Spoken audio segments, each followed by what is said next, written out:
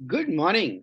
Good morning and welcome to your 5 a.m. cash flow mastery. And my dear friend, the topic for today is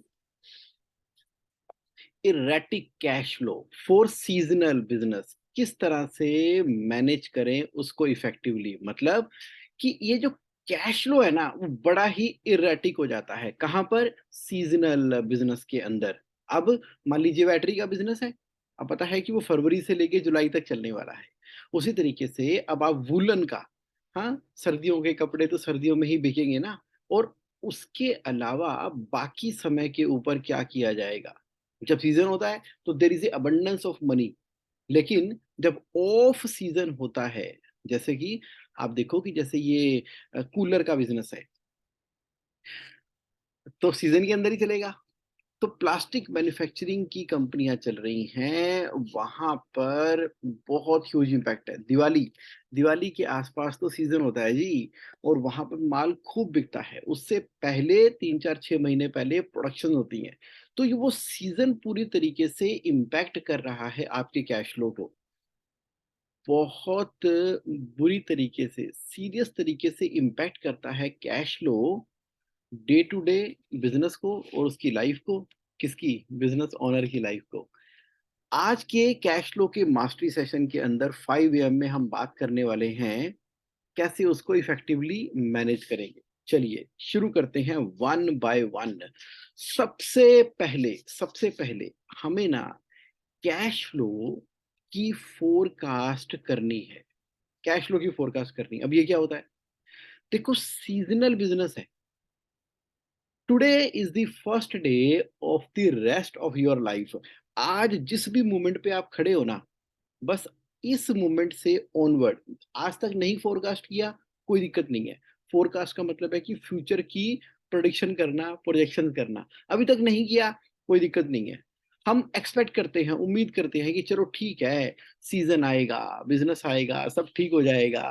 अरे, market में अभी अच्छी cell हो रही है, अभी नहीं हो रही है। हम पूरी तरीके से ना अनसर्टेनिटी से ऑपरेट करते हैं। नहीं, एक बार आप अपने बिजनेस के हिसाब से इस महीने से लेके, अभी अप्रैल से महीने से लेके अगले 12 महीनों की एक बार करके तो देखो, पेपर पेंसिल के साथ में। सिर्फ एक ही चीज फोरकास्ट करनी है, वो भी क्या करनी है? सेल फोरकास्ट करनी है। कर लो एक बार फोरकास्ट। उसके अंदर हम फिर क्या लगा देंगे? What if. ये व्हाट इफ क्या होता है? व्हाट इफ का मतलब होता है कि व्हाट इफ जो हमने सोचा वैसा हो गया तो, व्हाट इफ जो 50% हो गया तो, व्हाट इफ जो 25% हुआ तो, व्हाट इफ अगर 10% हुआ तो। वो तो मात्र एक फार्मूला चेंज करना है ना। तो यहां से व्हाट इफ एनालिसिस लगाते हुए अगले 12 महीनों के कैश फ्लो को फोरकास्ट करने में सबसे पहला स्टेप क्या है कि उसकी सेल को फोरकास्ट करना। देखिए, मंथ वाइज, सेगमेंट वाइज, अप्रैल मई जून जुलाई अगस्त सितंबर अक्टूबर नवंबर दिसंबर से लेके मार्च तक का मंथ वाइज। और कौन कौन से सेगमेंट है कि मान लीजिए साड़ी का ये है, लहंगे का ये है, अगर आप गारमेंट बिजनेस के अंदर है। अगर आप बैटरी बिजनेस के अंदर हैं तो फिर एसकेयू वाइज, जिस तरह के बिजनेस के अंदर भी हैं, आप उसको फोरकास्ट करो कि कब पीक सेल रहती है, कब मिडल रहती है, कब कम रहती है। उसको कर लो। अब उसके अकॉर्डिंगली नीचे, जैसे पहली रो के अंदर सेल आ गई, अब उसके नीचे डायरेक्ट मटेरियल की कॉस्ट क्या लगती है, वो हमेशा परसेंटेज में लगेगी। अगर 60% आपकी मटेरियल की कॉस्ट है तो कंजम्पशन तो उतनी होगी। हाँ, ओपनिंग और क्लोजिंग स्टॉक रहेगा, उसके बारे में मैं अगली स्लाइड में बात करूंगा। और फिर जो एक्सपेंसेस नीचे आ जाएंगे, सैलरी, इलेक्ट्रिसिटी, टेलीफोन, जो खर्चे आपने over a period of time करने करने हैं।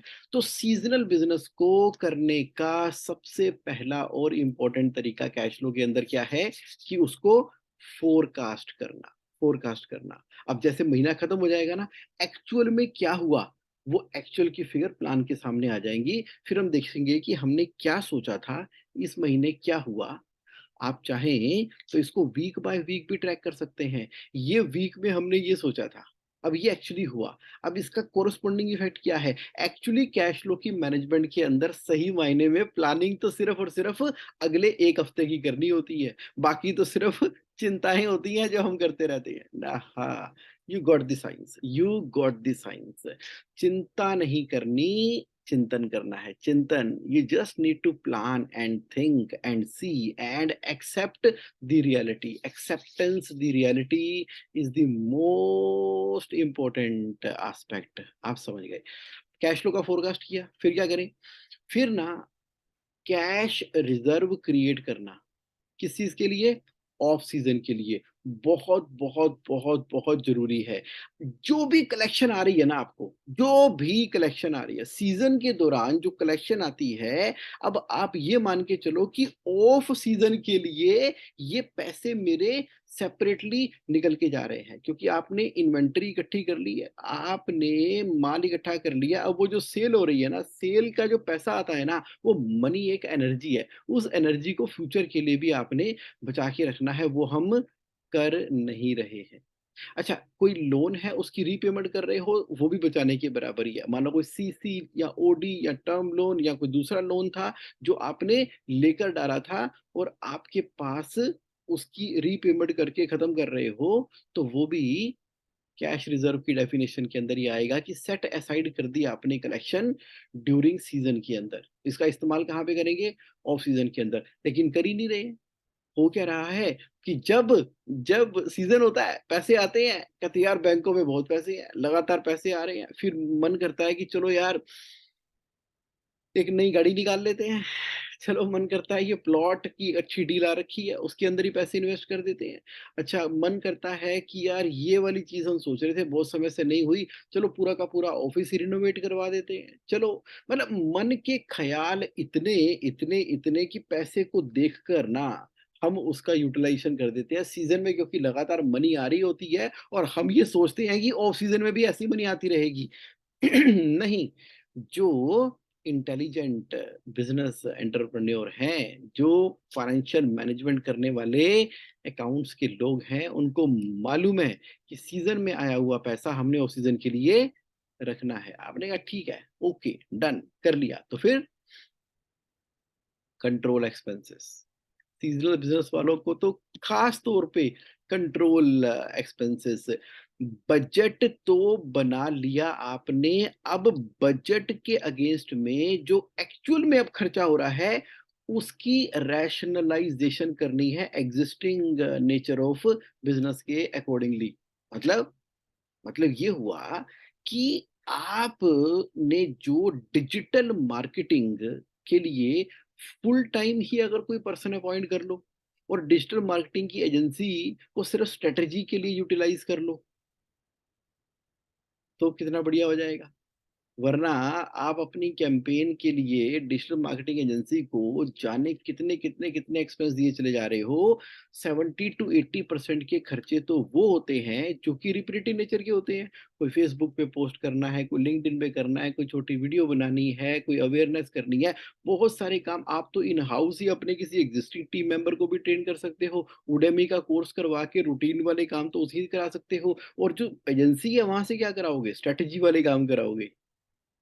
Cost rationalisation. ठीक है, आपने सोच लिया कि मुझे मार्केटिंग में 8% खर्च करना है, 15% खर्च करना है, 10 लाख, 20 लाख, 50 लाख खर्च करना है सीजन ऑफ सीजन में। लेकिन जो आपने सोचा जब आपने बजट बनाया था, तब तो एडॉक बेसिस पे बना दिया था ना बजट। अब जो बजट बन गया है उसके अगेंस्ट में जो स्पेंड करना है ना, हर एक खर्चे के ऊपर बिल्कुल पिन पॉइंट की तरह, जैसे मैंने एग्जांपल दिया आपको डिजिटल मार्केटिंग का, उसी तरह से आपकी जो एम्प्लॉय की कॉस्ट है, जैसे आपकी एम्प्लॉई वाली पोस्ट है, उसके अंदर भी आप देख सकते हो कि जो फुल टाइम आपके पास कितने एम्प्लॉई हैं। तो क्या आपकी कंपनी के अंदर फ्लेक्सिबल आवर्स ऑफ जॉब की पॉसिबिलिटी हो सकती है कि 4 घंटे ही कोई काम करे?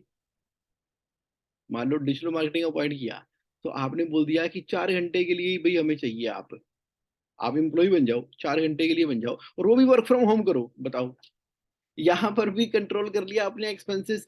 दैट मीन टू से कि यहाँ ना मैं आपको ये बोलना चाहता हूँ कि एडहॉक बेसिस पे धुआंधार अंधाधुंध हम खर्चे नहीं कर रहे। हमें कंट्रोल करने हैं एक्सपेंसेस को बजट के साथ में और कॉस्ट की रैशनलाइजेशन के साथ में। फिर उसके बाद डाइवर्सिफाई। सीज़नल बिज़नेस वालों मेरी बात सुन लो, आप जो बिज़नेस कर रहे हो मुझे मालूम है कि आपकी उस बिज़नेस के अंदर एक्सपर्टीज़ है। येस, आपकी पूरी की पूरी एक्सपर्टाइज़ है उस बिज़नेस के अंदर। लेकिन ऑफ सीज़न के अंदर जो एकदम खाली बैठ जाते हो ना, बनेगी नहीं बात, बनेगी नहीं बात।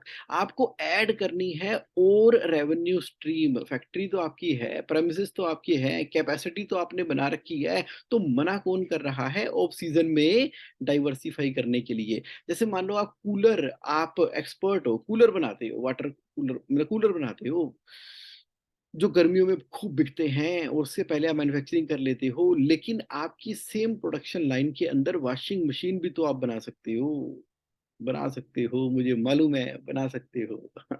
बना सकते हो आप। आपको थोड़ा-सा डाइवर्सिफ़ाई करने की ज़रूरत है, थोड़ा-सा डाई मोल्ड दिमाग लगाने की ज़रूरत है, मनी को मैनेज करने की ज़रूरत है, ताकि ब्रेक इवन पॉइंट या उससे ऊपर की सेल आपको पूरे साल में मिलती रहे, डाइवर्सिफ़ाई करना होगा। जो वूलन के कपड़े बनाते हैं, मुझे अच्छे से याद है कि एक करोल बाग में एक मेरे दोस्त बने, वो मुझे किसी बहुत एक अमेज़िंग जगह पर मिले थे, तो उन्होंने फिर बात की, जब कैश फ्लो की चर्चाएँ हुई, ठीक है, चर्चा हुई, डिस्कशन हुई, बातचीत हुई, तो मैंने कहा, "क्या बात है, आजकल बड़े परेशान रहते हो?" तो उन्होंने कहा, "क्या करें यार, मेरा बिज़नेस ही सीज़न का है।" फिर ये गड़बड़ हो गई, क्या? गड़बड़ ये हो गई कि वो ना सर्दियों में गर्मियों के कपड़े का आ गए और गर्मियों में सर्दियों के कपड़े आ गए। हम बाहर से इम्पोर्ट करते हैं, चाइना से कंटेनर के कंटेनर इम्पोर्ट करते हैं, लेकिन ना ऑर्डरिंग करने में गलती हो गई। वो ऑर्डर करने में ना उसको बहुत सस्ते रेट मिल रहे थे, उसने ध्यान नहीं दिया और बस परचेज़ का मैनेजर ही हमारा करप्ट था। अब बेड़ा ही गर्क हो गया है। सारा का सारा वर्किंग कैपिटल कैश फ्लो तहस-नहस हो गया है। 15 साल से बिज़नेस के अंदर हैं, लेकिन इस गलती ने हमें खत्म ही करके रख दिया है। अब बैठे हैं सर्दियों में गर्मियों के कपड़े रख के बैठे हुए हैं, अब बिकेंगे, कब बिकेंगे, क्या होगा? माल आ गया है, अगर वहाँ से नहीं छुड़वाते हैं तो डेमरेज पड़ती है, आके रखे हुए हैं, बस टाइम खराब कर रहे हैं और पास कर रहे हैं। तो मैंने कहा डाइवर्सिफ़ाई क्यों नहीं करते? Add more revenue stream for of season. ये जो हमने टैग लगा लिया है ना अपने ऊपर कि हम इसी पर्टिकुलर चीज़ में डील करते हैं और इसी के हम मास्टर हैं और सीज़नली काम होता है, दूसरा कोई काम कर सकते नहीं, लेकिन ऑफ सीज़न के अंदर हमें डाइवर्सिफ़ाई करना है। यही एक सॉल्यूशन है कैश फ्लो को मैनेज करने का। और उसके बाद इन्वेंटरी मैनेजमेंट। इन्वेंटरी मैनेजमेंट ना बहुत, बहुत, बहुत क्रिटिकल है सीज़नल बिज़नेस के अंदर। अगर आप किसी और बिज़नेस के अंदर होते तो मैं कहता कोई बात नहीं, लेकिन अगर आप सीज़नल बिज़नेस के अंदर हैं, तो इन्वेंटरी आपके बिज़नेस की जान है, तो आप एक प्रॉपर ढंग का सही तरीके का इन्वेंटरी सॉफ्टवेयर इस्तेमाल कर रहे हो क्या?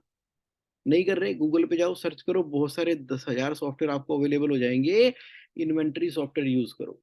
इन्वेंटरी सॉफ्टवेयर यूज़ करो, अगर आप वो नहीं कर रहे हो, तो कोई मज़ा ही नहीं है।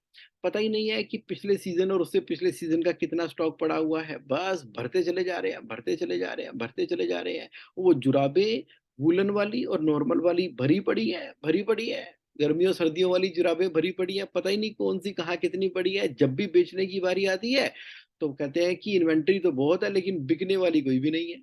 क्योंकि सॉफ्टवेयर के अंदर हमने उसको प्रॉपर तरीके से मैनेज नहीं किया और इन्वेंटरी का मतलब ये हुआ कि कितनी आपने खुद मैनेज करनी है और कितनी आपने आगे से लेके बेचनी है। सीज़नल बिज़नेस वालों, आउटसोर्सिंग आपके लिए एक बड़ा इम्पोर्टेंट काम है।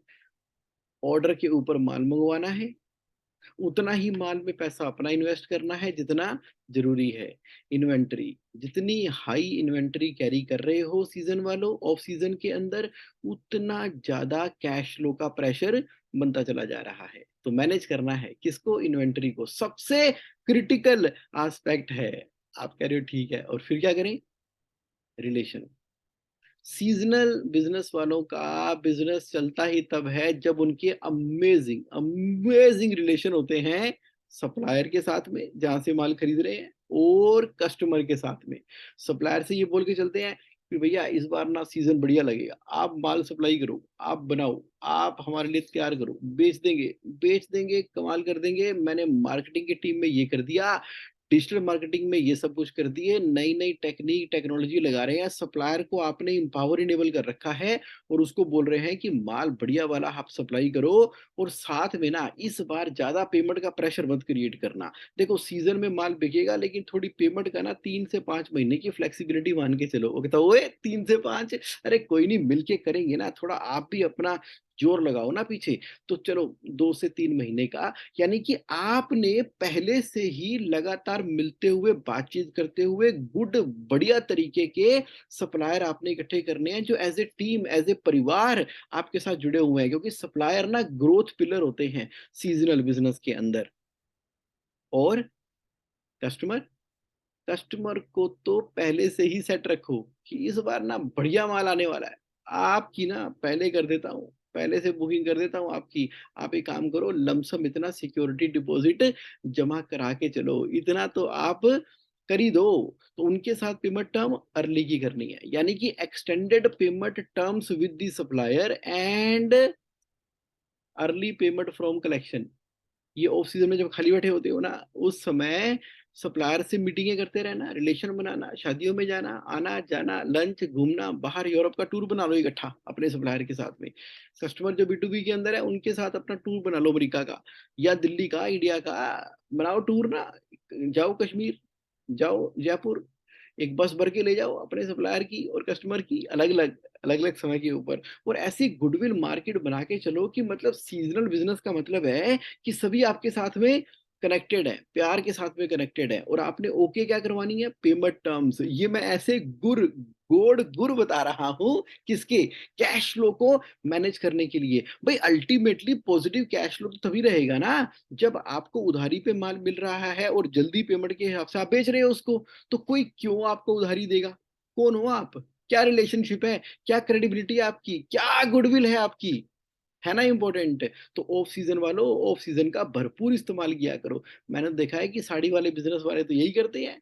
जब ये सितंबर, अक्टूबर, नवंबर का महीना होता है तो धनाधन माल बेच रहे होते हैं और जब सीज़न निकल जाता है तब देखो उनकी अलग-अलग स्कीमें, अलग-अलग मीटिंगें, अलग-अलग चीज़ें कमाल कर रखा है। जो मार्केट में सीज़नल बिज़नेस कर रहे हैं, उनकी रिलेशनशिप सबसे ज़्यादा मजबूत होती है सप्लायर और कस्टमर के साथ में। उसके ऊपर कोई एक्शन ही नहीं ले रहे, हम तो सड़े बैठे रहते हैं अपने कमरे के अंदर, किससे मिलते नहीं, हम कहते हैं हम तो इंट्रोवर्ट हैं, काम का काम करेंगे और सीज़न वाले बिज़नेस के अंदर चले जाते हैं। ऑफ सीज़न के अंदर तो हम दुनिया से ही कन्नी काट के किसी कोने में बैठ जाते हैं हिमालय पर्वत में जाके। तो वहाँ पर फिर कैश फ्लो के दर्द ही होते रहते हैं। फिर बैकअप फाइनेंस, सीज़न वालों सेकंड लाइन आपकी तैयार होनी चाहिए हमेशा। बैकअप के तौर पे अगर आपने कोई लिमिट पीछे रखी हुई है, आपने अपनी प्रॉपर्टी के अगेंस्ट में आपने कुछ एसेट बेस तैयार करके रखा हुआ है, तो सीज़न वाले बिज़नेस का मतलब ये होता है कि सामने करेंगे और बैकअप के अंदर हमने कोई अलग से प्रॉपर्टी, क्रेडिट, यूटिलाइज़ेशन जो भी है आपने बना के चलना है और एक्सटेंडेड टर्म्स विद सप्लायर के साथ में और strategic investor. Extended payment term का मतलब होता है कि मैं ऐसे कई सीज़नल लोगों को जानता हूँ, वो बोलते हैं कि देखो भाई साहब एक बार ना अभी ऑन अकाउंट थोड़ा-थोड़ा लेते रहो, सीज़न खत्म होने के बाद एक ही बार बैठ के हिसाब करेंगे, अभी तो भेजो, ऐसे भी वो करते हैं। और स्ट्रैटेजिक इन्वेस्टर और फाइनेंसर जो है ना, सीज़न वाले बिज़नेस को मालूम है, पहले से ही उनकी कमेटियाँ तैयार रहती हैं। वो कमेटी हर महीने चलती रहती है और जब ज़रूरत होती है तो वो उठाते हैं कमेटी को, उसको बोलते हैं बोली वाली कमेटी। ऐसा भी करते हैं, मैंने देखा है।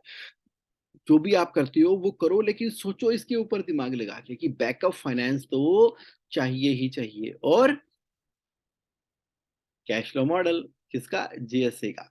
जीएसए कैश फ्लो मॉडल को पूरी तरह से आप छाप दो। नहीं पता? तो यहाँ जाओ ना JSAonline.in के अंदर। जेएसए ऑनलाइन JSA online.in के अंदर जब आप जाते हो, तो वहाँ पर जब आप अपने आप को रजिस्टर कर चुके हो, लॉगिन करते हो, तो लॉगिन करने के बाद जो इंडेक्स है वहाँ दे रखा है ना मैंने जेएसए का कैश फ्लो मॉडल, उसको देखो, समझो, यूटिलाइज़ करो, इस्तेमाल करो, पूरा का पूरा उसको इस्तेमाल करना है। नहीं समझ आ रहा, तो आस्क योर क्वेश्चन पे क्लिक करके अपना क्वेश्चन रेज़ कर दो और आप जैसे कि कैश फ्लो मॉडल को इस्तेमाल करना शुरू करो। क्यों करना शुरू करो? ताकि आप उसको वीकली रिव्यू करो। ये है ना? ये देखिए, how to prepare cash flow model, point number 3, उसका वीडियो भी है, राइट अप भी है, फॉर्मेट भी है, सब कुछ तो है। कहाँ पर? जेएसए ऑनलाइन के अंदर। चलो वापिस चलते हैं। तो क्या करना है? जेएसए कैश फ्लो मॉडल को रिव्यू करना है वीकली। बस कैश फ्लो ना, कोई ज़्यादा लंबा-चौड़ा परेशानी का विषय नहीं होता, सिर्फ़ 1 हफ्ता। अगले 1 हफ्ते में किस-किस को पेमेंट आपने करनी है, उसका इंतज़ाम अगर आपने इस हफ्ते कर लिया ना, तो बस अगला हफ्ता बीतेगा, बाकी नेक्स्ट मंडे देखेंगे। तो ये है कैश फ्लो मॉडल जो आप फॉलो कर रहे हो। और कैश फ्लो रूल लास्ट सबसे इम्पोर्टेंट कहाँ पर? सीज़नल बिज़नेस के अंदर। जो रूल है ना आपके बिज़नेस के, वो एकदम प्रिंटेड होने चाहिए। यानी कि सप्लायर किससे खरीदती हो उसका नाम, उसकी क्रेडिट टर्म्स क्या हैं? अगर 45 डेज़ है तो लिखी होनी चाहिए अकाउंटिंग सॉफ्टवेयर के अंदर, और रूल्स में भी लिखी होनी चाहिए। पार्टी का वेंडर रजिस्ट्रेशन फॉर्म होना चाहिए, और उसकी लिमिट कितनी है? उसकी लिमिट कितनी है? कितने रुपए तक का उधारी हमें देने को तैयार है? यहाँ जो हम सेल कर रहे हैं, कितने तक की उधारी हम उसको दे सकते हैं? ये लिखित में चाहिए हमें, लिखा हुआ। प्रॉपर पीओ की टर्म्स के अंदर होना ही चाहिए। इसके अलावा जो सैलरी आप पे करते हो, किस डेट को पे करनी है आपने, वो भी आपकी लिखित के अंदर प्रॉपर तरीके से, जितने भी रूल है कैश फ्लो को फॉलो करने के लिए। इन्वेंटरी, मैं जब प्रोजेक्शंस इतनी कर रहा हूँ, तो इस लेवल से ऊपर मैं इन्वेंटरी को रखूँगा नहीं, और परचेज़ नहीं करूँगा, परचेज़िंग बंद कर दूँगा मैं। अगर मैं इस इन्वेंटरी से ऊपर चला गया, इमोशनल परचेज़ नहीं करूँगा। ये सारे के सारे रूल आपको लिखने पड़ेंगे। जब आप लिख के उन रूल को फॉलो करेंगे और उसको ऑडिट होगा, कौन ऑडिट करेगा? आपकी कंपनी के अंदर जो कंपनी का फाइनेंशियल कंट्रोलर है ना, वो वीकली मीटिंग में, मंथली फाइनेंस रिव्यू मीटिंग में आपको बताएगा कि सर कंपनी का रूल तो ये कहता है कि इन्वेंटरी इससे ऊपर नहीं होनी चाहिए, लेकिन अभी इतनी है, मैं आपको वार्न कर रहा हूँ, इसको देखो, परचेज़ के लिए काम करना होगा। क्योंकि अर्ली वार्निंग सिग्नल आते नहीं, इन पॉइंट पे हम डिस्कस करते नहीं, रूल कोई फॉलो करते नहीं, तो फाइनेंशियल डिसिप्लिन और कंट्रोल कैसे होगा? तो इसलिए कैश फ्लो रूल लिखित में चाहिए। आप बोलोगे कहाँ है ये कैश फ्लो के रूल? ये देखो, जीएसए ऑनलाइन के अंदर जब आप जाते हो और इंडेक्स में जब आप रहते हो, तो वहाँ पर जो कैश फ्लो रूल है ना, वो भी बड़े तरीके से लिखे हुए हैं। सारे के सारे लिखे हुए हैं ना। Cash flow rule 35 cash flow rule, उसका वीडियो भी है, राइट अप भी है, सब चीज़ें हैं, सब चीज़ें हैं। तो आपको तो क्या करना है, मुझे नहीं पता आप क्यों नहीं इस्तेमाल कर रहे पूरी तरीके से जेएसए ऑनलाइन की हेल्पलाइन को। JSA online is a helpline helping people to run profitable and cash rich business. क्या है आपकी कंपनी के कैश फ्लो के रूल? 1, 2, 3, 4, 5, 6, 7, 8, 9, 10, 11, 12, 13, 14, 15, 16, ये देखो सारे लिखे हुए हैं ना। आरओआई का ट्रैक भी रखना है। एक-एक चीज़ सब रिटर्न के अंदर है। अब इसको एक्सपेंड करो, अपने बिज़नेस के हिसाब से मॉडिफ़ाई करो और रिटर्न के अंदर काम करो। तो फिर क्या होगा आपका? मैनेजमेंट किसकी? कैश फ्लो की। सीज़नल बिज़नेस के लिए जिन-जिन पॉइंट को ध्यान में रखना है, सारे के सारे मैंने आपको बता दिए। तो यानी कि जेएसए ऑनलाइन आपकी सपोर्ट के लिए, आपकी हेल्प के लिए हमेशा आपके साथ में खड़ी है। तो thank you very much. Thank you very much for participating in today's 5 AM cash flow mastery session. तो कैसा लगा जी ये quick to the point specific seasonal business के कैश फ्लो को मैनेज करने के लिए? बताओ ज़रा चैट बॉक्स के अंदर एक बार मुझे बताओ कि आज का सेशन कैसा लगा? ये मैंने चैट बॉक्स को एक्टिवेट कर दिया है। क्या सीखा? क्या पॉइंट आपने अपने लिए नोट किए? या क्या ओपन अप हुआ? आप कह रहे हो कि मेरा सीज़नल बिज़नेस नहीं है, मेरा तो रेगुलर बिज़नेस है। लेकिन इस पूरे के पूरे प्रोसेस के अंदर कुछ फंडामेंटल तो आपने कैश फ्लो मैनेजमेंट के सीख ही लिए, समझ ही लिए। तो क्या प्रेज़ेंट हुआ आपको आज के सेशन के अंदर? वो आप मुझे ज़रा चैट बॉक्स में बताओ। और कोई अगर आपके माइंड में क्वेश्चन आ रहा है, कोई ऑब्ज़र्वेशन आ रही है या कुछ हमें बताना चाहते हो, तो आप ना चैट बॉक्स में लिख दो आज के लाइव सेशन के अंदर, ताकि मैं उसको थोड़ा-सा इलैबोरेट करता हूँ। डॉक्टर साहब कह रहे हैं, गुड मॉर्निंग जगमोहन जी, एक्शन लेना है। Yes, yes, yes, yes. The result exist in the action. देखो, थॉट जो होती है ना, वो फीलिंग्स क्रिएट करती हैं, और फीलिंग्स जो हैं, वो हमें एक्शन लेने के लिए प्रेरित करती हैं, और एक्शन से ही तो रिजल्ट आता है। यानी कि आज के 5 एम सेशन के बाद जब आपकी थॉट क्रिएट हुई है और उसके बाद फीलिंग्स जनरेट हो रही हैं, और अब आप एक्शन लेने हो, तो एक्शन ही लेना है सर। के महेश्वरी जी कह रहे हैं कि weekly review of the cash flow model ना आज का बिगेस्ट टेक अवे उन्होंने निकाला है, कि ठीक है, अल्टीमेटली कैश फ्लो मैनेजमेंट कोई बहुत लंबी चीज थोड़ी है। भाई, अगले 1 हफ्ते में किसको पेमेंट करनी है ऑन टाइम एवरी टाइम, ताकि मेरे सप्लायर एकदम मस्त है, खर्चे टाइम पर हो रहे हैं। तो वीकली कैश फ्लो की प्लानिंग करना, देखना, चलाना, समझना बहुत बहुत बहुत बहुत बहुत इम्पोर्टेंट है। मजा आ गया, क्या बात है, आज के सेशन में आपको मजा आ गया तो हमें भी आ गया। Okay, excellent.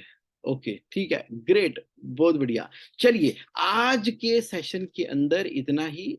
नेक्स्ट सैटरडे फिर दोबारा से मिलेंगे एक नए टॉपिक के साथ में। तब तक के लिए थैंक यू वेरी मच। आज मैं हूँ मुंबई में, मुंबई में अपने रूम के अंदर, अभी निकलूंगा बाहर। अर्ली मॉर्निंग की मीटिंग है, तो उस अर्ली मॉर्निंग मीटिंग से ही हमारा काम शुरू हो जाएगा। तो मजा आ गया आज 5 AM करके। तो hello Mumbai, I am coming to you, आ रहा हूँ बाहर अपने होटल से। चलिए, thank you, have a great time, bye.